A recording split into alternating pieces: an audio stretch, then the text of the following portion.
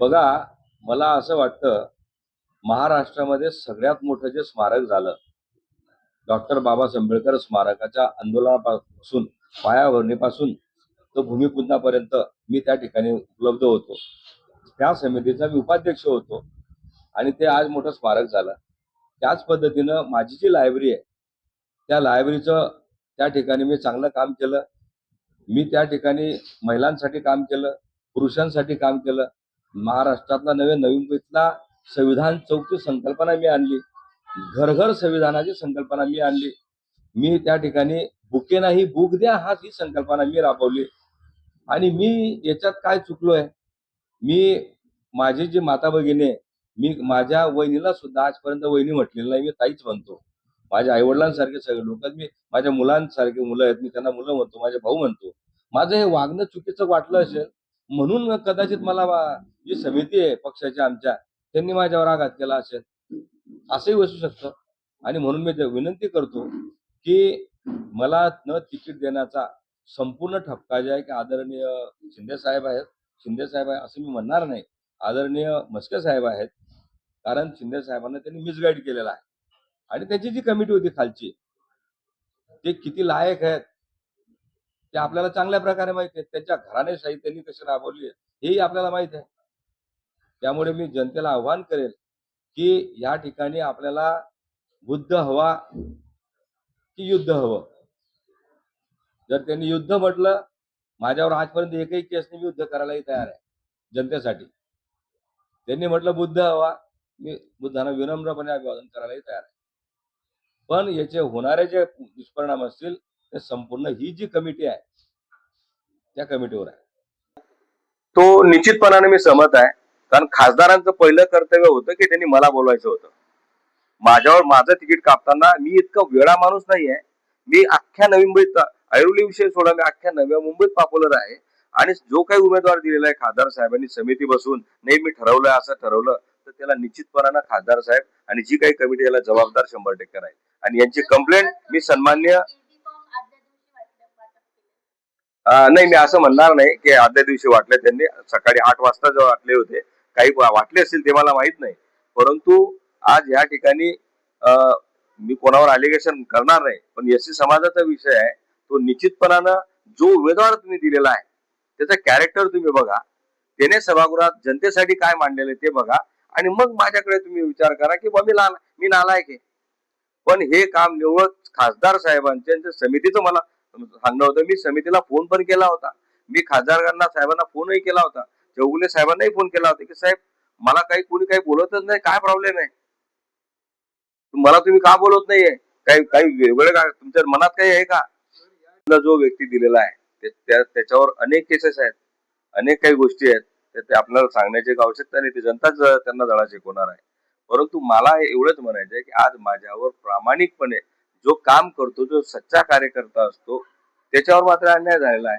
आणि एव्हाना मी असं सांगेल की माझ्या असं निदर्शनास झालेलं आहे की जे चळवळीतले लोक आहेत, फुले शाहू आंबेडकरी विचारधारा मानणारी लोक आहेत, त्यांचे विचार कुठेतरी दाबण्याचा प्रयत्न या समितीने केलेला आहे. आणि ते शिंदे साहेबांना माहीत नसावं असं माझं प्रामाणिक मत आहे. कारण याचा अर्थ असा आहे की नव्या मुंबईमध्ये जे हुशार लोक होती त्यांची तिकीट कापली गेली. मी कोणाचं नाव घेणार नाही, पण नव्या मुंबईमध्ये सगळ्यात जास्त पॉप्युलर असणारा व्यक्ती म्हणजे मी आहे प्रभागाचं. हेच इथली जी समिती आहे यांच्या डोक्यात कुठेतरी किडे पडलेले आहेत, याचा कॉन्टॅक्ट डायरेक्ट साहेबांसोबत आहे आणि त्याच्यामुळेच याचं वर्चस्व वाढू नये म्हणून यांनी माझ्यावर हा घात घातलेला आहे. एक शिकलेला माणूस काय करू शकतो याचं उत्तम उदाहरण म्हणजे आमचे भाऊ आहे. पण जी इलेक्शनचं चिन्ह वाटणारी जी म्हणजे जी तिकीट वाटणारी जी कमिटी होती त्यांनी यांच्यावरती अन्याय केलेला आहे. ज्यांचं काही अस्तित्व नाही तसल्या माणसाला तिकीट जाहीर केलेलं आहे आणि ज्यांनी एक असं उत्तम काम केलेलं आहे समाजामध्ये, प्रभागामध्ये, अशा माणसाला डावलून त्यांनी ज्याचं काही अस्तित्व नाही अशा माणसाला तिकीट जाहीर केलेलं आहे. आम्ही त्याचा निषेध करतो. पण येणाऱ्या वाटचालीसाठी या पुढच्या इलेक्शनसाठी आम्ही त्यांना एक आशीर्वाद म्हणजे शुभेच्छा देतो की तुम्ही भल्या मोठ्या प्रचंड बहुमताने निवडून या. आमचा पाठिंबा तुम्हाला असा हरवेळी राहील. पण जे इलेक्शन कमिटी आहे ज्यांनी हे तिकीट जाहीर केलेले आहे त्यांनी यांच्यावरती खूप मोठा अन्याय केलेला आहे. हा अन्याय खूप चुकीचा आहे. एक असं वाटतं की जातीयता याच्यातून दिसून येते की लोकांनी जे एससी शेड्यूल कास्ट आहे त्यांच्यावरती अत्याचार हा जे पूर्ण पहिले होत होतं ते आता वापस कुठे चालू होत आहे का, असं याच्यातून दिसून येत आहे. त्याचा आम्ही जाहीर निषेध करतो की जे आमच्या भावांना तिकीट डावलून दुसऱ्या माणसाला देण्यात आलेलं आहे. एक एज्युकेटेड पर्सन काय करू शकतो हे गेल्या 10 वर्षामध्ये लोकांनी बघितलंय. लोकांना लोकशाही नको, हुकुमशाही पाहिजे. आणि भाऊंसोबत मी गेल्या 10 वर्षापासून आहे, ठीक आहे. तर भाऊंचा फोकस फक्त एज्युकेशन वरती होता. त्यांनी लायब्ररी चांगली ओपन केली आहे, संविधान चौक चांगला बनवलाय. याच्या पुढे पण त्यांचे प्रयत्न होते की एज्युकेशनसाठी कशा पद्धतीने काम केले पाहिजे, कसं लोक एज्युकेटेड होतील आणि त्यांचं सक्सेस कसं त्यांना भेटेल. कारण की त्यांचा फोकस कधी दारूवरती नव्हता की मी नशा पाणी पोरांना करू, एक 500-1000 रुपयाची दारू पाजू, बिर्याणी चारू आणि माझ्या पाठी फिरू. हा फोकस त्यांनी आजपर्यंत कधी केला नाही. आणि ह्याच्या पुढे पण त्यांचे प्रयत्न हेच आहेत की पोरगा एज्युकेटेड कसा होईल आणि कसं त्याला सक्सेस भेटेल आणि त्याला त्याचे राईट्स काय ते त्याला कळतील. वाडे परिवारावर जो अन्याय झालेला दिसत आहे यावरून तर आता आम्हाला आंबेडकरांचीच आठवण येत आहे की आंबेडकर परिवारावर असाच अन्याय होत गेलेला आहे आणि शिक्षणाला कायम विरोध आहे. त्यांना शिकलेले लोक वरती नकोच आहेत, त्यामुळे त्यांनी हा अन्याय केला असावा हे आम्हाला म्हणजे स्पष्ट दिसत आहे की त्यांना शिक्षित पिढी किंवा शिक्षित नगरसेवक की जो इतर समाजाला पण शिकवून तो कदाचित काहीतरी वेगळं काहीतरी चांगल्या पद्धतीने तो बदल करेल याची भीती त्यांना कदाचित असावी.